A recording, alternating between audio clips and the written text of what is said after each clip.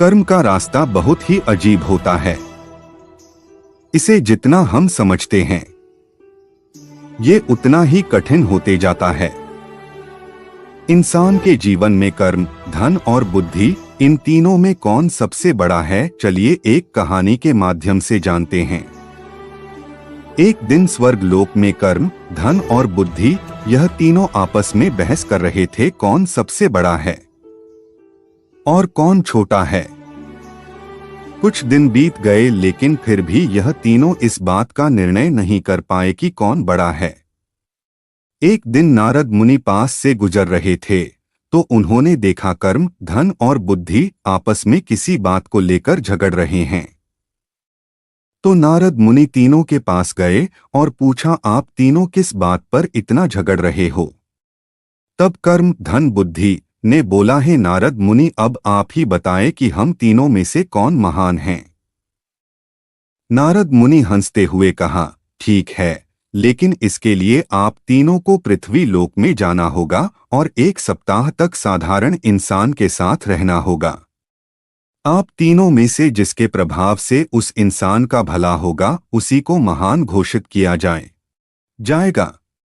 यह सुनकर तीनों पृथ्वी लोक में जाने के लिए राजी हो गए। जब तीनों पृथ्वी लोक में आए, तो उन्होंने एक बहुत गरीब व्यक्ति, जिसके बदन पे एक फटे पुराने कपड़े थे, वो व्यक्ति पहाड़ों से पत्थर के छोटे छोटे टुकड़े करके सड़क के लिए तैयार कर रहा था। उन तीनों को लगा, यही सही इंसान है जिसके शरीर में प्रवेश कर हम अपनी महानता सिद्ध कर सकते हैं। कर्म, धन और बुद्धि आपस में बातें करके यह निर्णय लिया कि वे 1 सप्ताह करके इस इंसान के शरीर में रहेंगे और जिसके प्रभाव से इस इंसान का भला होगा, उसे ही महान माना जाएगा। कर्म बोला, सबसे पहले मैं जाऊंगा और उस इंसान का भला करूंगा। कर्म उस इंसान में प्रवेश करते ही उसका कर्म क्षमता दुगना हो गया और वो प्रतिदिन जितना पत्थर काटता था, उससे ज्यादा काटने लगा। यह देखकर वह इंसान बहुत खुश हुआ। पहले से ज्यादा पत्थर तो वह काट लेता था, लेकिन उस व्यक्ति को उतना ही पत्थर का पैसे मिले जितना कि वह पहले काटता था, क्योंकि ज्यादा पत्थर काटकर ज्यादा पैसे कमाने का कोई साधन उस व्यक्ति के पास नहीं था। ऐसे ही 1 सप्ताह बीत गया और उस व्यक्ति में कोई सुधार नहीं आया। तो कर्म उस व्यक्ति के शरीर से बाहर निकल गया और निराश होकर स्वर्ग चला गया।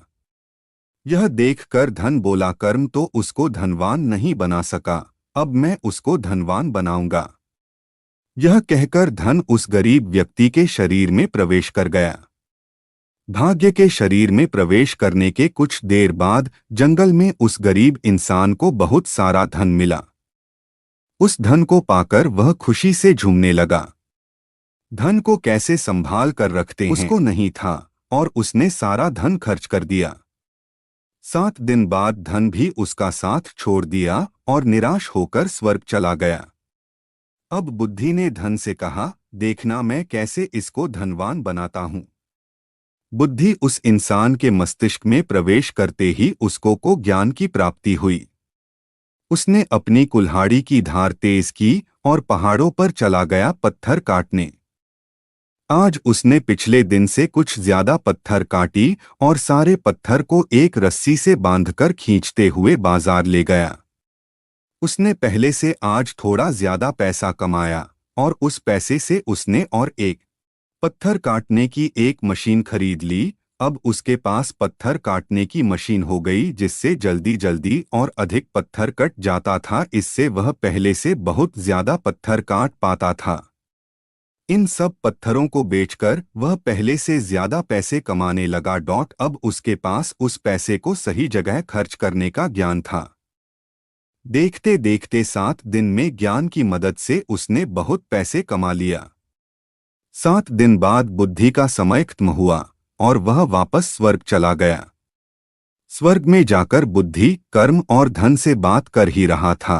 उसी समय नारद मुनि उनके पास आए और पूछा, आप लोग धरती पर गए थे क्या? तब कर्म, बुद्धि और धन मुनि से कहते हैं, जी हाँ, हम लोग धरती पर गए थे। और साथ ही कर्म और धन नारद मुनि से कहते हैं, हे नारद मुनि, बुद्धि ही महान है, क्योंकि जहाँ बुद्धि होती है वहाँ कर्म और धन अपने आप ही चला आता है। इसीलिए बुद्धि को महान कहा गया है। दोस्तों, यदि आप इस कहानी से संतुष्ट है तो हमारे चैनल को सब्सक्राइब जरूर करें। धन्यवाद दोस्तों।